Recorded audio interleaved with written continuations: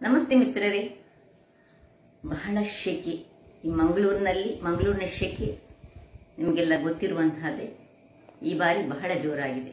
ಹಾಗಿರುವಾಗ ಅಡಿಗೆ ಮನೆಯಲ್ಲಿ ನಿಂತು ಏನೇ ಒಂದು ಬ್ರೇಕ್ಫಾಸ್ಟ್ ಆಗಲಿ ಅಥವಾ ಲಂಚಿಗೆ ಬೇಕಾದ ಪದಾರ್ಥ ಆಗಲಿ ತಯಾರಿಸುವುದು ಬಹಳ ಕಷ್ಟ ಅನಿಸುವಾಗ ಪಟಪಟನೆ 5 ನಿಮಿಷದಲ್ಲಿ ಆಗುವಂತಹ ಯಾವುದೇ ಒಂದು ಬ್ರೇಕ್ಫಾಸ್ಟ್ ತಯಾರಿಸಬೇಕಂತ ಇವತ್ತು ನಾನು ಇಷ್ಟೇ ಒಂದು ಕ್ಯಾಬೇಜ್ ಉಳಿದಿತ್ತು, ಅದರಲ್ಲಿ ಒಂದು ರುಚಿಕರವಾದ ಕ್ಯಾಬೇಜ್ ರೊಟ್ಟಿಯನ್ನು ಮಾಡಿದ್ದೇನೆ. ಕ್ವಿಕ್ ಆಗಿ ಮಾಡುವಂತಹದ್ದು.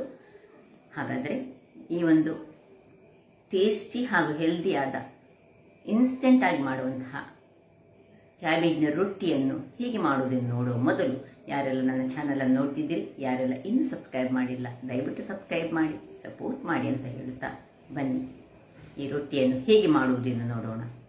ಮಿತ್ರರೇ, ಇವತ್ತು ಈ ಕ್ಯಾಬೇಜನ್ನು ಬಳಸಿ ಇನ್ಸ್ಟೆಂಟ್ ಆಗಿ ರವಾದಿಂದ ಒಂದು ರೊಟ್ಟಿಯನ್ನು ತಯಾರಿಸೋಣ. ಬಹಳ ರುಚಿಕರವಾಗಿ ಬರ್ತದೆ. ಇಲ್ಲಿ ನೋಡಿ, 1 ಬೌಲ್ನಷ್ಟು ರವಾ, 1 ಚಮಚದಷ್ಟು ಜೀರಿಗೆ, 1 ಅರ್ಧ ಬೌಲ್ನಷ್ಟು ಫ್ರೆಶ್ ತೆಂಗಿನ ತುರಿ, 2 ಬ್ಯಾಡ್ಗೆ ಮೆಣಸನ್ನು ನಾನು ನೀರಿನಲ್ಲಿ ಸ್ವಲ್ಪ ಅದ್ದಿಟ್ಟುಕೊಂಡಿದ್ದೇನೆ, ಮತ್ತೆ 1/4 ಚಮಚದಷ್ಟು ಕೊತ್ತಂಬರಿ ಬೀಜ. ಹೆಚ್ಚು ಬೇಡ, ಇದು ಜಸ್ಟ್ ಒಂದು ಫ್ಲೇವರ್ ಕೊಡ್ಲಿಕ್ಕೆ ಮಾತ್ರ ಈ ಕೊತ್ತಂಬರಿ ಬೀಜ, ಮತ್ತೆ 1 ನೀರುಳ್ಳಿ, ಕೊತ್ತಂಬರಿ ಸೊಪ್ಪು, ಮತ್ತೆ ಕರಿ ಲೀವ್ಸ್, ಮತ್ತೆ ಕ್ಯಾಬೇಜ್. ಸೊ ಕ್ಯಾಬೇಜ್ ರೊಟ್ಟಿಯನ್ನು ನಾವು ಮಾಡ್ತಿದ್ದೇವೆ. ಈಗ ಮೊದಲಿಗೆ ಒಂದು ಸಣ್ಣ ಬೌಲಲ್ಲಿ ಮಿಕ್ಸಿ ಜಾರ್ನಲ್ಲಿ ಇಲ್ಲಿ ಈ 2 ಮೆಣಸು, ನಿಮಗೆ ಖಾರ ಸ್ವಲ್ಪ ಜಾಸ್ತಿ ಬೇಕಿದೆ ರೊಟ್ಟಿಯಲ್ಲಿ ಹೆಚ್ಚು ಮೆಣಸು ಹಾಕೊಳ್ಳಿ. ಈ 1/4 ಚಮಚದಷ್ಟು ಕೊತ್ತಂಬರಿ ಬೀಜ, ಜೀರಾ ಮಾತ್ರ ನಮಗೆ ಸ್ವಲ್ಪ ಹೆಚ್ಚು ಬೇಕಾಗ್ತದೆ, ಸ್ವಲ್ಪ ಜೀರಾ 1 ಚಮಚದಷ್ಟು ತೆಗೆದುಕೊಳ್ಳಿ. ಈ ತೆಂಗಿನ ತುರಿ, ಇದಕ್ಕೆ ಸ್ವಲ್ಪ ನೀರನ್ನು ಹಾಕೊಂಡು ಸ್ವಲ್ಪ ಒಂದು ಕೋಸ್ಲಿ ಗ್ರೈಂಡ್ ಮಾಡ್ಕೊಳ್ಳೋಣ. ವೀಕ್ಷಕರೇ ನೋಡಿ, ಇಷ್ಟು ತುಂಬಾ ಗ್ರೈಂಡ್ ಆಗ್ಬೇಕಂತ ಏನಿಲ್ಲ, ಇದರಲ್ಲೇ ಬೇಕಿದ್ರೆ ಗ್ರೈಂಡ್ ಮಾಡುವಾಗಲೂ ಉಪ್ಪು ಹಾಕೊಂಡ್ರೆ ಆಗ್ತದೆ. ಈಗ ನಾನೀಗ ಬೇರೆ ಉಪ್ಪು ಹಾಕೊಳ್ತಿದ್ದೇನೆ, ಹಾಗೆ ಸಹ ಮಾಡ್ಕೊಳ್ಬಹುದು. ಇದಕ್ಕೆ ಸ್ವಲ್ಪ ನೋಡಿ ಹೀಗೆ ಆಗ್ತದೆ, ತರಿಯಾಗಿ. ತೆಂಗಿನ ತುರಿ ತುಂಬಾ ಇದಾಗೋದು ಬೇಡ, ಜಸ್ಟ್ ಇದಕ್ಕೆ ಸ್ವಲ್ಪ ನೀರನ್ನು ಹಾಕೊಳ್ಳೋಣ.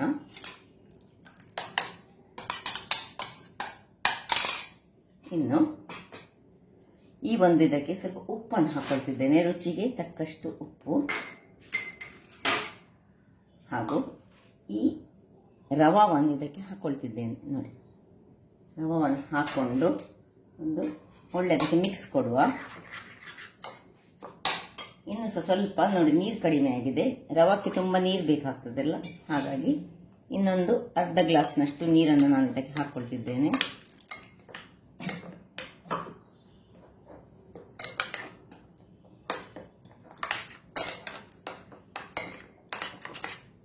ಹೀಗೆ ಚೆನ್ನಾಗಿ ತಿರುಗಿಸಿಕೊಂಡು, ಬೇಕಿದ್ರೆ ಕೈಯಲ್ಲಿ ಸಹ ತಿರುಗಿಸಿಕೊಳ್ಬಹುದು. ಸ್ವಲ್ಪ ಹೊತ್ತು ಈ ರವಾವನ್ನು ನೋಡಿ, ಇದಕ್ಕೆ ಸ್ವಲ್ಪ ಇನ್ನೂ ನೀರು ಬೇಕಾಗ್ತದೆ, ನಾವು ಅದು ನೋಡಿಕೊಂಡು ಹಾಕೊಳ್ಳಿಕ್ಕೆ ಬೇಕಾಗ್ತದೆ. ರವಾ ಮುಳುಗಿ ಅದು ಉಬ್ಬಿಕೊಳ್ಬೇಕು, ಅದಕ್ಕೆ ಅಷ್ಟು ನೀರು ಬೇಕು. ರವಾದ ಮೇಲೆ ನಾವು ಈಗ ಕಲಡಿಸುವಾಗ ಈ ರವಾದ ಮೇಲೆ ಸ್ವಲ್ಪ ನೀರು ನಿಂತುಕೊಂಡಿರಬೇಕು, ಯಾಕೆಂದರೆ ಅದು ಎಳೆದುಕೊಳ್ಳುವಾಗ ಮತ್ತೇನು ಗಟ್ಟಿ ಆಗ್ತದೆ. ಈಗ ಇದನ್ನು ಸ್ವಲ್ಪ ಮುಚ್ಚಿಟ್ಟುಕೊಂಡು ನಾವು ಸ್ವಲ್ಪ ಒಂದು 10 ನಿಮಿಷ ರೆಸ್ಟಿಗೆ ಬಿಡೋಣ. ಇದನ್ನೀಗ ಸೈಡಲ್ಲಿ ಇಟ್ಕೊಳ್ಳೋಣ. ಈಗ ಕ್ಯಾಬೇಜ್ ಅನ್ನು ತುಂಬಾ ನೋಡಿ, ನಮ್ಮ ಹತ್ರ ತುಂಬಾ ಒಂದು ದೊಡ್ಡ ಕ್ಯಾಬೇಜ್ ಅಂದ್ರೆ ಉಳಿದಿರ್ತದಲ್ಲ, ಹಾಗಿರುವಾಗ ಇಂತಹ ಕ್ಯಾಬೇಜ್ ಅನ್ನು ಈ ಮಕ್ಕಳಿಗಿಂತ ರೊಟ್ಟಿ ಮಾಡುವಾಗ ಮಾತ್ರ ಇಷ್ಟು ಮೆಣಸು ಹಾಕೊಳ್ಬೇಡಿ, ಕಡಿಮೆ ಹಾಕೊಂಡು ಮಾಡಿ. ನೋಡಿ, ಹೀಗೆ ಇದನ್ನು ಸಣ್ಣದಾಗಿ, ಎಷ್ಟು ನಮಗೆ ಸಣ್ಣದಾಗಿ ಹೆಚ್ಚಲಿಕ್ಕೆ ಆಗ್ತದೆ ನೋಡಿ, ಅಷ್ಟು ಸಣ್ಣದಾಗಿ. ಅಥವಾ ನಿಮ್ಮ ಹತ್ರ ಆ ಚಾಪರ್ ಇದ್ರೆ ಚಾಪರಲ್ಲಿ ಮಾಡಿದ್ರೆ ಸಹ ತುಂಬಾ ಚೆನ್ನಾಗಿ ಬರ್ತದೆ. ಇದನ್ನು ಸ್ವಲ್ಪ ಕಟ್ ಮಾಡ್ಕೊಳ್ತೇನೆ. ಮತ್ತೆ ನೀರುಳ್ಳಿ ಮತ್ತೆ ಕೊತ್ತಂಬರಿ ಸೊಪ್ಪನ್ನು ಸಹ ಸಣ್ಣದಾಗಿ ಹೆಚ್ಚಿಟ್ಟು ನಿಮಗೆ ತೋರಿಸ್ಕೊಡ್ತೇನೆ. ವೀಕ್ಷಕರೇ ನೋಡಿ, ಹೀಗೆ ಚೆನ್ನಾಗಿ ಕಟ್ ಮಾಡಿ ಇದನ್ನು ನೀರಿನಲ್ಲಿ ತೊಳೆದು ನೀರು ಆರ್ಲಿಕ್ಕೆ ಹೀಗೆ ಇಟ್ಕೊಂಡಿದ್ದೇನೆ. ಎಲ್ಲ ಕಟ್ ಮಾಡಿ ಇಟ್ಕೊಂಡಿದ್ದೇನೆ, ಈರುಳ್ಳಿ ಮತ್ತು ಕೊತ್ತಂಬರಿ ಸೊಪ್ಪು ಮತ್ತು ಸ್ವಲ್ಪ ಕಸೂರಿ ಮೇಥಿ ಇಟ್ಕೊಂಡಿದ್ದೇನೆ ನಾನು. ಇಲ್ಲಿ ನೋಡಿ, ಇದೀಗ 10 ನಿಮಿಷಗಳ ಕಾಲ ಆಯಿತು. ನೋಡಿ ಹೇಗೆ ಬಂದಿದೆ ನೋಡಿ, ಈ ರೀತಿಯಾಗಿ ದಪ್ಪಾಗಿ ಉಂಟು. ಇದಕ್ಕೆ ಕ್ಯಾಬೇಜ್ ಅನ್ನು ನಾನು ಹಾಕುತ್ತೇನೆ. ಮಾಡ್ಕೊಳ್ತಿದ್ದೇನೆ ನೋಡಿ. ಸ್ವಲ್ಪ ಸಹ ನೀರಿರಬಾರ್ದು. ಇನ್ನು ನೀರುಳ್ಳಿ, ಎಷ್ಟು ನಿಮ್ಮ ಹತ್ರ ಕೊತ್ತಂಬರಿ ಸೊಪ್ಪು ಒಂದು ಬಂಚ್ ಅಷ್ಟಿದ್ರೆ ಸಹ ಒಳ್ಳೇದಾಗ್ತದೆ. ಇದಕ್ಕೆ ತುಂಬಾ ಹಾಕಿದ್ರೆ ಕೊತ್ತಂಬರಿ ಸೊಪ್ಪಿನ ಫ್ಲೇವರ್ ಆ ಕ್ಯಾಬೇಜ್ನೊಟ್ಟಿಗೆ ಸೇರಿದ್ರೆ ಬಹಳ ಚೆನ್ನಾಗಿ ಬರ್ತದೆ. ಈಗ ಚೆನ್ನಾಗಿ ಹೀಗೆ ಮಿಕ್ಸ್ ಮಾಡುವ. ಕರಿಬೇವಿನ ಸೊಪ್ಪು ಸ್ವಲ್ಪ ಕೈಯಲ್ಲೇ ಹೀಗೆ ಕಟ್ ಮಾಡ್ಕೊಂಡು ಹಾಕೊಂಡು ಸಣ್ಣದಾಗಿ ಕಟ್ ಮಾಡ್ಕೊಳ್ಳಿ ಮತ್ತು ಹೀಗೆ ಒಳ್ಳೆ ಮಿಕ್ಸ್ ಕೊಡಿ. ಇದಕ್ಕೆ ಒಳ್ಳೆ ದಪ್ಪ ಆಗಬೇಕು, ನೀರಾಗಬಾರ್ದು. ರೊಟ್ಟಿ ಮಾಡ್ತಿದ್ದೇವಲ್ಲ ಅದರಿಂದಾಗಿ ನಾನು ಹೀಗೆ ಕಲಸಿ ನಿಮಗೆ ತೋರಿಸ್ತೇನೆ. ಈಗ ನೋಡಿ ಈ ಹದಕ್ಕೆ ಬರಬೇಕು. ಈಗ ಕೊನೆಗೆ ಈ ಸ್ವಲ್ಪ ಕಸೂರಿ ಮೇಥಿಯನ್ನು ಕೈಯಲ್ಲಿ ಚೆನ್ನಾಗಿ ಹೀಗೆ ಕ್ರಷ್ ಮಾಡಿಕೊಂಡು ಅದರದೊಂದು ಫ್ಲೇವರ್ ಇದಕ್ಕೆ ಚೆನ್ನಾಗಿ ಬರ್ತದೆ. ಇಲ್ಲಿ ನೀವು ಬೇಕಿದ್ರೆ ನಿಮಗೆ ಸ್ವಲ್ಪ ಸ್ವೀಟ್ ಅಂತ ಬೇಕಿದ್ರೆ ಸ್ವಲ್ಪ ಬೆಲ್ಲವನ್ನು, ಈ ಮೆಣಸನ್ನು ನಾವು ಗ್ರೈಂಡ್ ಮಾಡ್ತೇವಲ್ಲ ಮಸಾಲೆ ಗ್ರೈಂಡ್ ಮಾಡುವಾಗಲೇ ಒಂದಿಷ್ಟು ಬೆಲ್ಲ ಹಾಕಿದ್ರೆ ಸಹ ಅದು ರುಚಿಯಾಗಿ ಬರ್ತದೆ. ಬೇಕಿದ್ದವರು ಹಾಕೊಳ್ಬಹುದು, ಬೇಡದವರು ಸ್ಕಿಪ್ ಮಾಡ್ಕೊಳ್ಬಹುದು. ನೋಡಿ ಈ ಹದಕ್ಕೆ ಬರಬೇಕು. ಈಗ ಇಲ್ಲಿ ಒಂದು ನಾನು ಕಾವಲಿಯನ್ನು, ನಾವು ಕಬ್ಬಿಣದ ಕಾವಲಿಯಲ್ಲಿ ಮಾಡೋಣ, ಬಹಳ ರುಚಿಕರವಾಗಿ ಬರ್ತದೆ ಕಬ್ಬಿಣದ ಕಾವಲಿಯಲ್ಲಿ. ಆದರೆ ಮೊದಲಿಗೆ ಸ್ವಲ್ಪ ಎಣ್ಣೆ, ಯಾವುದೇ ಎಣ್ಣೆಯನ್ನು ಹಾಕ್ತದೆ ಹಾಕೊಳ್ಳೋಣ. ಅಥವಾ ತುಪ್ಪದಲ್ಲಿ ಮಾಡಿದ್ರೆ ಸಹ ಬಹಳ ಚೆನ್ನಾಗಿ ಬರ್ತದೆ, ಪರಿಮಳಯುತವಾಗಿರ್ತದೆ. ಆನಿಯನ್ ತುಪ್ಪದೊಟ್ಟಿಗೆ ಸೇರಿದ್ರೆ ಬಹಳ ಪರಿಮಳವಾಗಿ ಬರ್ತದೆ. ಇಲ್ಲಿ ನೋಡಿ, ಇಲ್ಲಿ ರೆಡಿಯಾಗಿದೆ.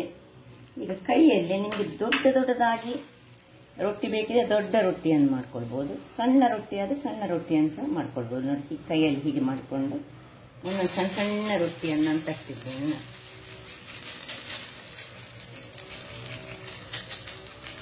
ತೆಳು, ಎಷ್ಟು ತೆಳು ಆಗ್ತದೆ ಅಷ್ಟು ತೆಳು. ಇದು ಒಳ್ಳೆ ಏಳ್ತದೆ ಸಹ, ಕಬ್ಬಿಣದ ಕಾವಲಿಯಲ್ಲಿ ಸಹ ಹೇಳ್ತದೆ, ನಾನ್ ಸ್ಟಿಕ್ ಅಲ್ಲಿ ಸಹ ಹೇಳ್ತದೆ.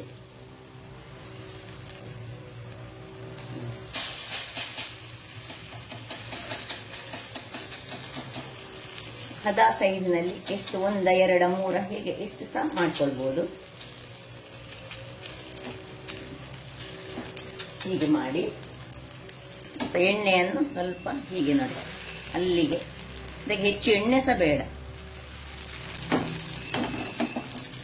ಇನ್ನು ಮುಚ್ಚಳವನ್ನು ಮುಚ್ಚಿ ಬೇಯಿಸಿಕೊಳ್ಳೋಣ. ವೀಕ್ಷಕರೇ, ಒಂದು 2 ನಿಮಿಷಗಳ ಬಳಿಕ ಇಲ್ಲಿ ನೋಡಿ, ಈಗ ಕಲರ್ ನೋಡಿ ಎಷ್ಟು ಹೇಗೆ ಬಂದಿದೆ ಕಲರ್ ನೋಡಿ. ಈಗ ಅದರ ಮೇಲೆ ಸ್ವಲ್ಪ ಎಣ್ಣೆಯನ್ನು, ಹೆಚ್ಚು ಬೇಡ, ಹಾಕದಿದ್ದರೆ ಸಹ ನಡೀತದೆ, ಸ್ವಲ್ಪ ಹಾಕಿದ್ರೆ ಸಹ ರುಚಿ ಆಗ್ತದೆ. ಈಗ ಇದನ್ನು ಅಲ್ಲಿಗೆ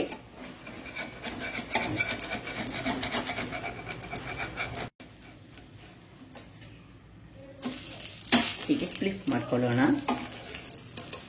ಅಡಿ ನೀರು ಮಾಡಿದ್ರೆ ಅದು ಅಡಿಗೆ ಸ್ವಲ್ಪ ಎಣ್ಣೆ ಉಂಟಲ್ಲ, ಇನ್ನೊಂದು 2 ನಿಮಿಷಗಳ ಕಾಲ ಇದನ್ನು ಮುಚ್ಚಿಯೇ ಸ್ವಲ್ಪ ಹೊತ್ತು ಬೇಯಿಸಿಕೊಳ್ಳೋಣ. ವೀಕ್ಷಕರೇ, 2 ನಿಮಿಷಗಳ ಬಳಿಕ ನೋಡಿ, ಉರಿ ಮಾತ್ರ ತುಂಬಾ ದೊಡ್ಡದಿಟ್ಕೊಳ್ಬಾರ್ದು, ಅದಾ ಉರಿಯಲ್ಲಿ ಮಾಡಬೇಕು. ನೋಡಿ ಹೀಗೆ ಬಂದಿದೆ ನೋಡಿ. ಇನ್ನು ಸಹ ಸ್ವಲ್ಪ ಹೊತ್ತು ಇದು ಇನ್ನೂ 1 ನಿಮಿಷಗಳ ಕಾಲ ಕಾಯಬೇಕು. ಯಾಕೆ ಹೇಳಿದ್ರೆ ಇದರಲ್ಲಿ ಕ್ಯಾಬೇಜ್ ಇರುವ ಕಾರಣ 2 ಬಾರಿ ಮುಚ್ಚಿ ನಾನು ಬೇಯಿಸಿಕೊಂಡಿದ್ದೇನೆ. ಇನ್ನು ಸ್ವಲ್ಪ 2 ನಿಮಿಷಗಳ ಕಾಲ ಹೀಗೆ ಓಪನ್ ಇಟ್ಟು ಪುನೊಮ್ಮೆ ಕಾಯಿಸಿಕೊಳ್ಳೋಣ. ವೀಕ್ಷಕರೇ, 2 ನಿಮಿಷಗಳ ಬಳಿಕ ನೋಡಿ ಹೀಗೆ ಬಂದಿದೆ ನೋಡಿ.